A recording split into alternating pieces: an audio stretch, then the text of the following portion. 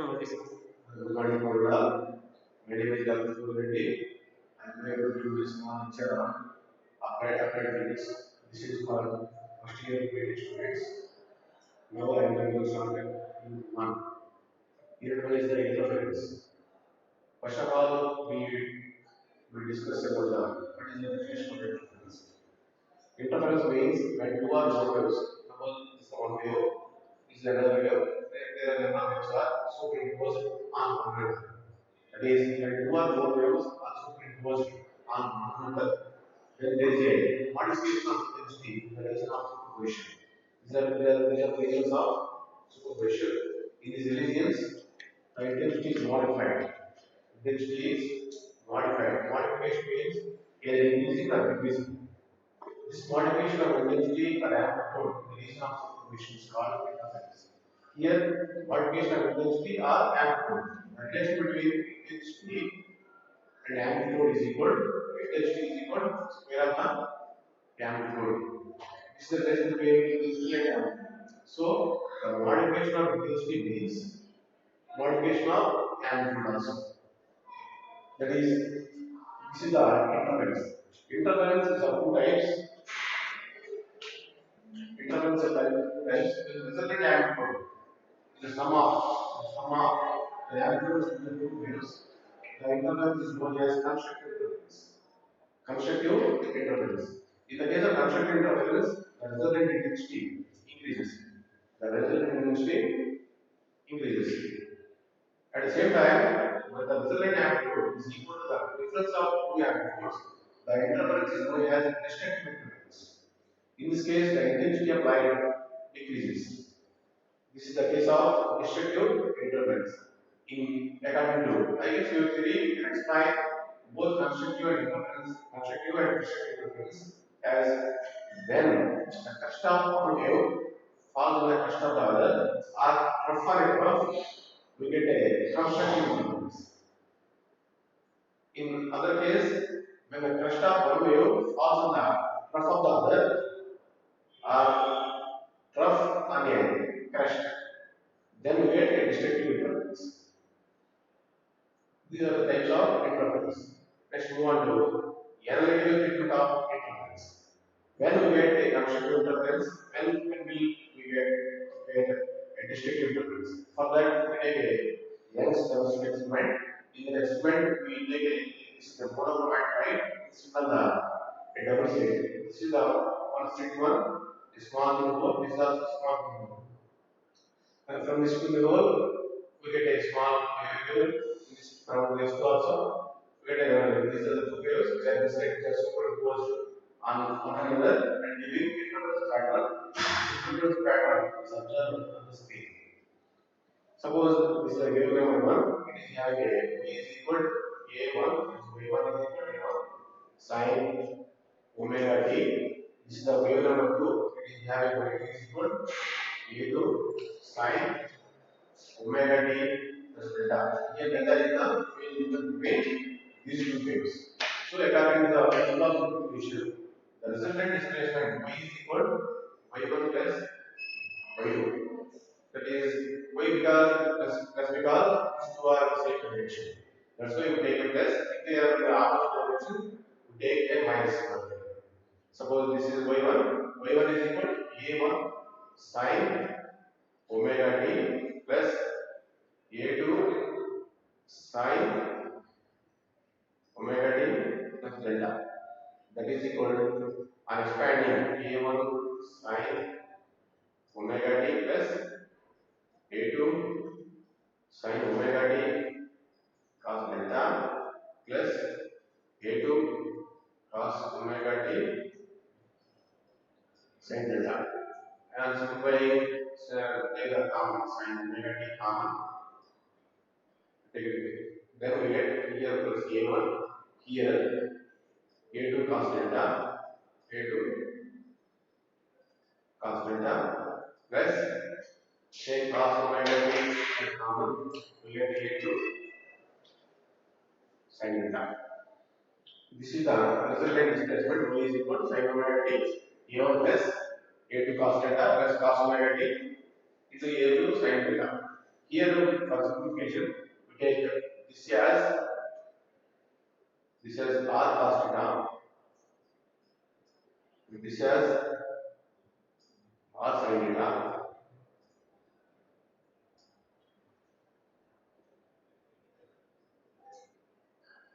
cos sin theta. Then, on simplifying these two, we get a resultant amplitude.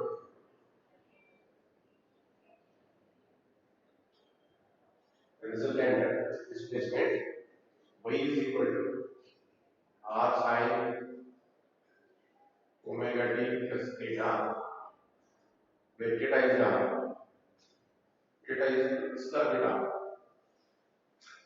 On eliminating theta, we get the resultant amplitude, that is square of the resultant amplitude r square is equal to a1 square plus a2 square plus 2a1 into cos theta. This is the resultant intensity. I is equal r square is equal to a1 square plus a2 square plus 2a1 into cos theta. Here, this I is maximum. I is maximum when cos theta is equal to plus 1. That means delta is equal to 2n pi plus or minus 2n pi.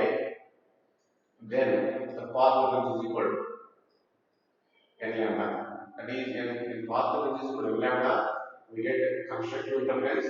When path difference is equal to 2n plus 1 into lambda by 2, we get destructive interference. These are the main conditions that we must know.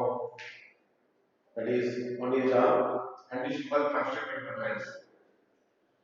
Condition for constructive interference is path difference is equal to n lambda. Condition for destructive interference,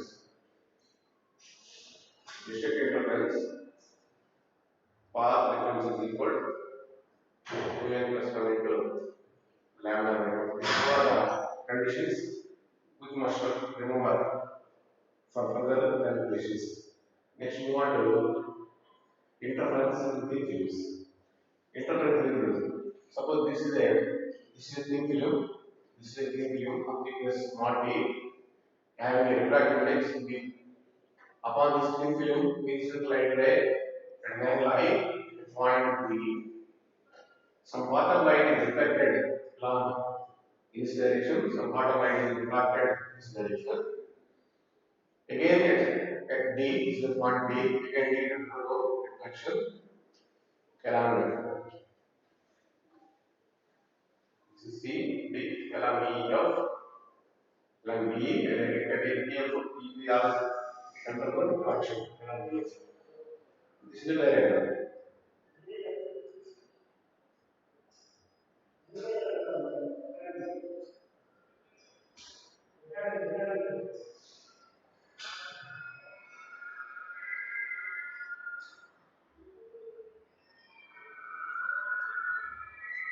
Next, suppose the point A, the point B, point C, this is B, this is E, F, this is N, and this is M. Okay, this is the angular distance I, this is the angular reflection, this is R, this is the angular distance I, this is I. Once this is I, this is 90 minus I, 90 minus I. Next, from figure, the path difference. From figure, the path difference is equal to BD. Actually, it is a BD plus DE. This is equal to film minus DN. This is the order of the So, BD plus DE is the film. So, we add a constant factor in the refractive index.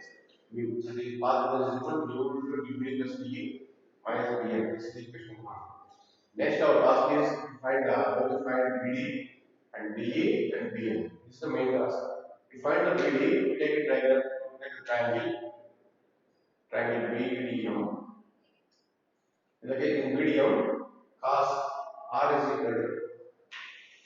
equal to distance side BM by BD. That implies BD is equal to DM by cos R. That implies BD is equal to DM by cos R. DM means because T by cos R. Similarly, by taking a triangle EM, we get that D is equal to T by cos R. Next, remaining one is BN. To find the BN, we take triangle BEN. To take triangle BN, in triangle BN, cos 90 minus I, cos 90 minus I is equal to BN by BE. Therefore, BN, BE is equal to, therefore, BN is equal to BE, cos 90 minus I is sin I. BE means B here M is the midpoint, so B is equal to B, to BM sin I. Again, to find BM, we take the triangle. We take triangle BDM. That is the triangle BDM. Triangle BDM. Sin R is equal to opposite side. BM by hypotenuse. That is BD. That implies BM is equal to BD sin R. BD sin R. Therefore, BD means BD is equal to T by cos. It is T sin R by cos. This is BM. Once we get to BM, next substitute to BM here. Here we substitute to BM. Then we get BM. BM is equal to BM. That is 2T sin R by cos R into sin I. This is BM. This is BM. This is BE. This is BD. Once we get all these three values, then substitute to equation number 1. Then we get path difference is equal to path difference is equal to V into V